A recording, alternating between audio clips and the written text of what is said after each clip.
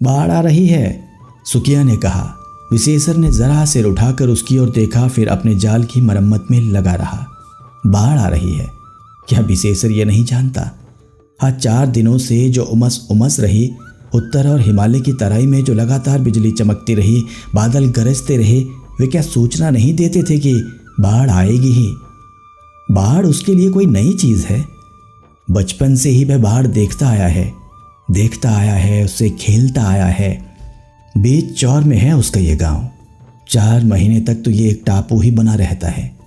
और कहीं वर्षा से बाढ़ आती हो, यहां तो सूखे से भी बाढ़ आती रही है।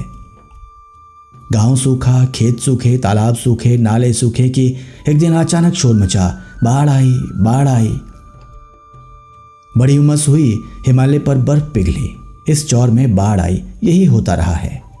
बाढ़ आई और बच्चे दौड़े नाले की ओर। नाले में पीला पीला पानी इन बच्चों से भी अधिक चपल चंचल। कैसा प्रवाह, कितना शीतल। बच्चों ने अपने को उसमें डाल दिया। नहा रहे हैं, तैर रहे हैं। उछल कूद, शोर कोलाहल, दीन दुनिया की सुध नहीं। पानी बढ़ते बढ़ते नाले का छोर छू रहा है और उसमें इतना प्रवाह हो गया है कि ना पैर टिक सकते हैं, ना तैरना सध सकता है। अब बड़ों की बारी आई। नाले का पानी अब खेतों को भर रहा है, खड्डों को भर रहा है और छोटी बड़ी मछलियां उपटी पड़ती हैं। बाढ़ के पानी में, खासकर पहली बाढ़ के पानी में एक नशा होता है। वह पानी मछली के मुंह में गया नहीं कि वह बौराई, पागल बनी। गांव से लोग दौड़े, जाल लिए, टापी लिए, घनी लिए। जो खाली हाथ दौड़े वे भी 2-4 मछलियां लेकर ही घर लौटे। गांव में बाढ़ क्या आई, घरों में मछली की कचरकूट मची। इधर पानी बढ़ता गया, धीरे धीरे सारा गांव जलमग्न। तब नावें छूटी, ऊंची ऊंची तरंगों पर बेपतली पतली डोंगियां। झूले का मजा भी देती हैं वे। विशेषर को अपने बचपन की याद आ रही है और याद आ रहे हैं उसके दादा प्रयाग सहनी। बूढ़े प्रयाग सहनी इसी तरह एक दिन जाल बिछाकर बैठे थे कि उन्होंने विशेषर को पुचकार कर बुलाया, आओ बेटे, एक नया खेल सिखला दें तुम्हें। और सचमुच खेल खेल में ही उन्होंने विशेषर को क्या क्या नहीं सिखला दिया। जाल की मरम्मत करना, नया जाल बनाना, जाल का तागा कैसा होना चाहिए, तागे को तैयार कैसे करना चाहिए, जाल को कैसे संभालना चाहिए, कैसे फेंकना चाहिए। सिर के चारों ओर घुमाकर फेंकते ही वे एक बड़ा सा वृत्त बनाता पानी में इस तरह गिरे कि उस वृत्त के दायरे की मछलियों को निकल भागने का मौका ही नहीं मिले। मछली पकड़ने की भी एक कला है। मछलियां सिर्फ चंचल ही नहीं होती, चालाक भी होती हैं। उनकी भिन्न भिन्न जातियों का भिन्न भिन्न स्वभाव होता है। रोहू सदा धारा के प्रतिकूल चलेगी। बोआरी को धारा के साथ बहते रहने में आनंद आता है। चहलवा धारा के ऊपर तैरती है, सौरा जमीन पकड़ कर चलती है। प्रयाग सहनी ने मछली मारने के सारे गुर विशेषर को बता दिए थे। जब बाढ़ अपनी ओज पर होती, वह विशेषर को नाव पर बिठाकर चल पड़ते चौर की ओर। दिन में ही नहीं, अंधेरी रात को भी। डरना मत बेटे, बाढ़ में देवी देवता होते हैं, भूत पिशाच नहीं। जब नाव बीच चौर में पहुंचती, बूढ़ा पतवार चलाना छोड़ देता, नाव को स्थिर कर देता और उसकी मांगी पर जाल लिए खड़ा होकर पानी की ओर एकटक घूरता। नाव धीरे धीरे आप ही फिसल रही और बूढ़ा पानी की ओर इस तरह देख रहा होता मानो अपनी नजर उसके भीतर तक घुसा देना चाहता हो। उस समय उसकी सूरत लगता नाव की मांगी पर तांबे की मूर्ति खड़ी है, निस्पंद निर्निमेष। कि इतने में मूर्ति कांपी, जाल उछला और लीजिए, ये बड़ी सी रोहू नाव में छटपट कर रही है। विशेषर को याद नहीं कि कभी उसके दादा का निशाना चूक गया हो। प्रयाग सहनी ने विशेषर को नाव के बारे में भी बहुत कुछ शिक्षा दे दी थी। किस लकड़ी की नाव अच्छी होती है, इससे लेकर जब नाव भंवर में पड़ जाए तो उसे कैसे निकालना चाहिए, यहाँ तक नाव का भंवर में पड़ना, जब न ताकत काम करती है न चातुरी। पतवार को हाथ में रखकर भगवान के भरोसे बैठे रहो। उधर टेढ़े मेढ़े प्रवाह से नाव चक्कर पर चक्कर खा रही है, चरमर कर रही है। इतने ही में नाव की मांगी जरा सी भंवर से बाहर गई और यदि ऐन उस वक्त पतवार से एक खुदका मार दिया गया तो फिर बेड़ा पार। विशेषर ने कितनी बार अपनी नाव को भंवर से उबारा है। ज्यों ही उमस बढ़ने लगी थी, सबसे पहले विशेषर ने अपनी नाव की मरम्मत की थी, फिर वह जाल पर जुटा है। बाढ़ आ रही है तो आए। प्रयाग सहनी कहा करते, बेटे बाढ़ से मत घबराना, भगवान खुश होते हैं तो पानी देते हैं। बाढ़ नहीं आए तो मछलियां कहाँ से आएगी, और अपनी 2 बीघे जमीन से ही जो परिवार भर की गुजर चल जाती है, क्या उसमें बाढ़ की देन नहीं है? 2 बीघा जमीन और परिवार भर की गुजर। विशेषर को कभी अनाज नहीं खरीदना होता। हर साल बाढ़ आती है और कुछ नई कुंवारी मिट्टी खेतों में डाल जाती है। वह नई कुंवारी मिट्टी न्यूनी सी चिकनी सोने की रंग वाली। ज्यों ही उसमें धान रोपिए, देखते ही देखते वह छाती भर बढ़ जाएगा। आसिन में भी रोपिए और अगहन में कट्ठे मन काट लीजिए, और उसी धान में कार्तिक में राई सरसों छींट दीजिए तो माघ में फिर सरसों की बसंती बहार देखिए। सारा सरेह सरसों का समुद्र सा लगता है। मेड़ ऊंची करो, कुदाल मजबूती से पकड़ो, समय पर खेती करो, बाढ़ आती है तो आने दो। लगा जैसे प्रयाग सहनी आज भी विशेषर को उपदेश नहीं आदेश दे रहे हों। और सचमुच बाढ़ आ गई। किंतु इस साल की बाढ़ को क्या सिर्फ बाढ़ कहा जा सकता है? विशेषर अपने जाल की मरम्मत में लगा रहा। उसने सोचा था वही पुराना क्रम, नाले में पानी आएगा, फिर खेतों और खड्डों में, तब उसकी बारी आएगी। वह जाल लेकर चलेगा और बात बात में कितनी ही बड़ी बड़ी मछलियां पकड़ लाएगा। सुकिया उसे चेतावनी देकर आंगन चली गई। बाढ़ आ रही है तो मछली आएगी ही। वह पहले से ही मसाला पीसने लगी है कि अचानक हाहाकार सुनाई दिया। ये बाढ़ नहीं आई, जैसे जंगल का बाघ आया, उछलता कूदता गरजता तरजता। लोगों ने अलग से देखा 3 हाथ ऊंची पानी की दीवार जैसे दौड़ती हुई चली आ रही हो। खेतों को, खड्डों को, मेड़ों को, बांधों को डुबोती, पाटती, तोड़ती।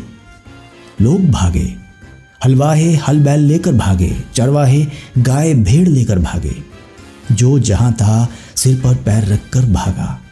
किंतु वह गाड़ीवान क्या करे? उसने बैल के पुट्ठों पर चाबुक लगाना शुरू किया, किंतु गाड़ी के साथ बैल कहां तक दौड़े। पानी का एक जबरदस्त हिलकोरा आया और वह लीजिए, बैलों की जोड़ी भंसी जा रही है, गाड़ी भंसी जा रही है, और उस पर बैठा गाड़ीवान चीख रहा है, बचाओ हो, मरे रे। भेड़ों का वह बड़ा रेवड़, बेचारा गडरिया खदेड़े जा रहा है, किंतु कहाँ भेड़ों के पैर, कहाँ इस बाढ़ का झपट्टा। जब अपनी जान पर आई, गडरिया भागा। भेड़ों का एक झुंड पानी में भंसा जा रहा है। मैं कि ये कैसी करूं पुकार, किंतु इन चीख पुकारों पर कौन ध्यान दे। पानी गांव में घुस गया, अब घरों में घुस रहा है।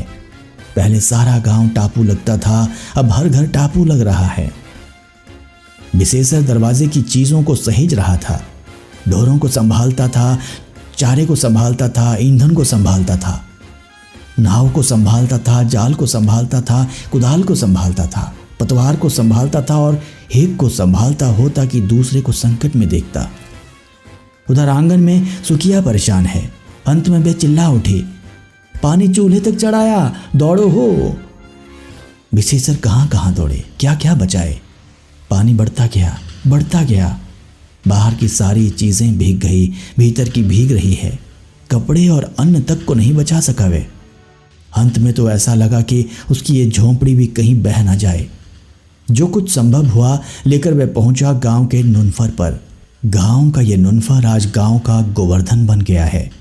बाल बच्चे, माल गोरू, अन्न धन, चारा, ईंधन लेकर लोगों ने इस नुनफर की शरण ली है। अरे कलछी तो घर में ही छूट गई। सुकिया की बात सुनकर विशेषर झल्लाया। ये औरतें इन्हें संकट भी अकल नहीं दे सकता, लेकिन कलछी के बिना रसोई कैसे बनेगी। छाती भर पानी हेल कर वह अपने आंगन में पहुंचा। ज्यों ही घर में घुसना चाहा, एक विशाल नाग फुफकार उठा। हाँ, इस साल बाढ़ में पानी ही नहीं आया, सांप बिच्छू की भरमार है। इतने किस्म के सांप भी लोगों ने कहाँ देखे थे। एक विशाल अजगर अभी भंसता जा रहा था, बेचारा अधमुआ हो गया था। किंतु ये नाग गेहूं है, कैसा फन काट रहा है। विशेषर भागा। बाढ़ के प्रवाह में नाना प्रकार के जंतु बहे जा रहे हैं, घरेलू जानवर और जंगली जानवर भी।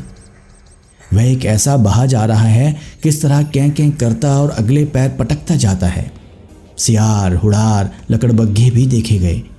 एक घर में तो बाघ छिपा बैठा था। न जाने कैसे बह कर आया और घर में घुस गया। जब घर का मालिक भीतर घुसा, वह गुर्राया। गांव में शोर मचा। बेचारे को कुत्ते की मौत नसीब हुई।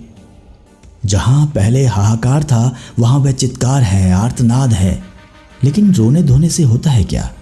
लोग धीरे धीरे शांत हो रहे हैं। प्रयाग सहनी कहा करते थे, जो बाढ़ जितनी तेजी से आती है वह उसी तेजी से भागती भी है। दूसरे ही दिन से पानी घटने लगा था, तो भी गांव से निकलते निकलते तो 7 दिन लग ही गए। उफ, इन 7 दिनों में गांव की कैसी दुर्गति हो गई है। लगता है गांव में किसी ने बमबारी की हो। जो ही पानी घटने लगा, कच्ची मिट्टी की दीवारें जो भीग गई थी धड़ाधड़ गिरने लगीं। चारों ओर डो ही डो, मलबे ही मलबे दिखाई पड़ते हैं। गांव में दुर्गंध फैल रही है। अन्न की सड़ांध, चारे की सड़ांध, ईंधन की सड़ांध, गोबर की सड़ांध, मलमूत्र की सड़ांध। उफ, लगता है जैसे नाक फट रही हो। सारी चीजें सड़ गई। उनकी दुर्गंध में मनुष्य ने अपनी दुर्गंध मिला दी। वह करे क्या? बाढ़ में बाहर जाए कहां? खेतों में नई मिट्टी कहां तक पड़ेगी? जो मिट्टी थी, जल का प्रवाह उसे भी खोद कर ले गया, गड्ढे तक बना दिए। मेड़ों का तो कहीं पता नहीं है। किसी किसी खेत में बालू का अंबार लगा है। खेत की फसल गई, घर के अन्न भी सड़ गए। अगले दिन कैसे कटेंगे? सारे गांव में मायूसी है। सुखिया उदास है। विशेषर की आंखों में नींद नहीं आ रही है। बाढ़ आती थी, जाती थी। ये क्या बाढ़ आई थी? नहीं नहीं, विशेषर इस तरह बैठा बैठा झींकता नहीं रहे। उसके दादा कहा करते थे, बेटा जो मालिक लेता है वही देता है, बशर्ते कि आदमी जांगर चलावे। विशेषर जांगर चलाएगा, हाथ पैर से काम लेगा। ये पुट्ठे किस काम के यदि ये संकट में काम नहीं आए। विशेषर ने कुदाल उठाई। घर में दरवाजे पर जहां जहां कीचड़ जम गई थी साफ कर दिया। फिर उसी कुदाल से सारी सड़ी गली चीजों को बटोर कर एक खड्डे में डाल दिया। खाद भी बनेगी। जहां जहां गंदगी थी उसकी कुदाल वहां वहां पहुंची। 2 दिन में ही उसके घर बार फिर चमकने लगे। सुखिया ने इस काम में कम मदद नहीं की। फिर विशेषर कुदाल उठाकर अपने खेत में पहुंचा। मेड़ों को दुरुस्त किया, खड्डों को भरा। वह खेत में फिर धान रोपेगा। जांगर नहीं चलाएगा तो गुजर कैसे होगी?